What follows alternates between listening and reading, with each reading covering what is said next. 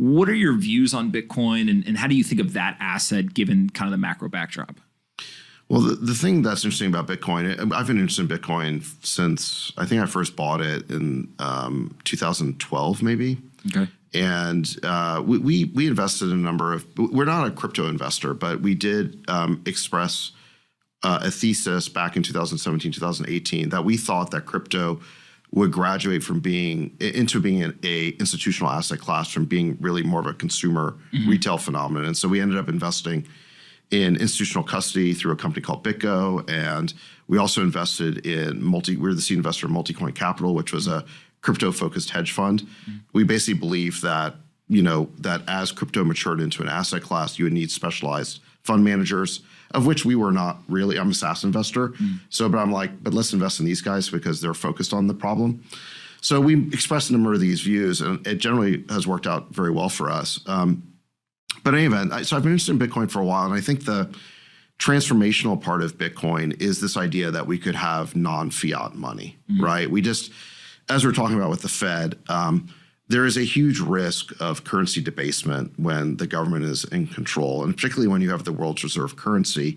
There's just such an enormous temptation to print money to finance your budget and to rack up loans that become unpayable. We're at like 130% of GDP now we owe. So we owe an amount of money greater than the size of our entire economy or our economic output. That sounds very hard to repay to me. So the temptation will eventually be to monetize the debt away, basically to debase the currency to pay for this debt. That's always been a risk throughout history. And now what Bitcoin offers is a different kind of currency where it's not backed by a government, it's backed by math, it's backed by encryption. And so you don't have to trust the government that there will only be 21 million Bitcoin. It's in the code. And so you just have to trust that Bitcoin effectively won't be cracked. You just have to believe that the system is secure. And I think a lot of people might over time gradually think that's a better form of money. Two other questions around Bitcoin. I guess one is like, do you think it could rise to become the global reserve currency? And whether that's 50, 100, even 500 years from now, like, is the expectation that there would be decentralized money as the core unit of account and kind of store value globally? Or do you think that we'll just get more and more fragmentation and there'll be fiat currencies, there'll be decentralized currency like Bitcoin? Maybe there's even these private currencies that some of these companies have tried to create. Like, how do you think this plays out? It's hard to know. I mean, Balaji's got this framework where there's basically only three currencies that have scale. One is the USD, sort of the USD American empire. Then there's China, the renminbi, and then there's Bitcoin in the sort of crypto world. And he thinks those are the only three currencies that can get to sufficient scale to be some sort of world reserve currency. I don't know what happens. I mean, I think the question is, can you get to something where Bitcoin is widely used without there being like basically a US dollar collapse or something catastrophic happening? I don't know the answer to that. I think there are sort of middle scenarios where, if you're in a country that had that with like a totalitarian government or something like that, or had export controls, or was extremely repressive, or is being invaded, going through a war, you'd want to move as much of your net worth into Bitcoin as you could, despite the price volatility, because it's portable. You could take it with you. So in that, it's the new diamonds, it's the new gold bars, whatever. So there's sort of that store value argument, even short of it being a fiat currency. But I think it's interesting. It's what we're talking about. I didn't coin this phrase, but the separation of money and state.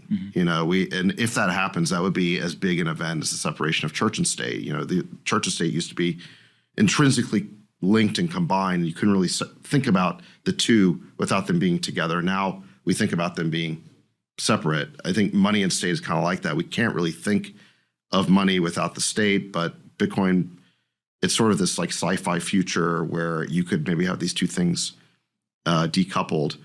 I don't know how long that takes. I don't, and it's very hard to know like what price you should put on that, which is why I don't like actively speculate on it, because I just don't know what the price level should be. Yeah. Do you still buy Bitcoin like over time just as like, hey, I'm just dollar cost averaging? Or is this something where, hey, I bought some early on, that's what I got, and I'm going to go focus on SaaS investing? Or like, how do you think about it? Yeah, so I have a position in it, and my view is kind of to set it and forget it. I've seen so many ups and downs at this point that I'm just like, look, I'm going to put this amount of money in Bitcoin, and it's some percentage of my net worth. I'm just going to leave it alone. And maybe it'll be worth nothing, but maybe this will become new money over the next 20 years, and in which case I'll feel really stupid if I didn't buy in at a much earlier stage. So I've kind of got like a little piece there, and I just leave it alone and don't try to figure out like these price moves.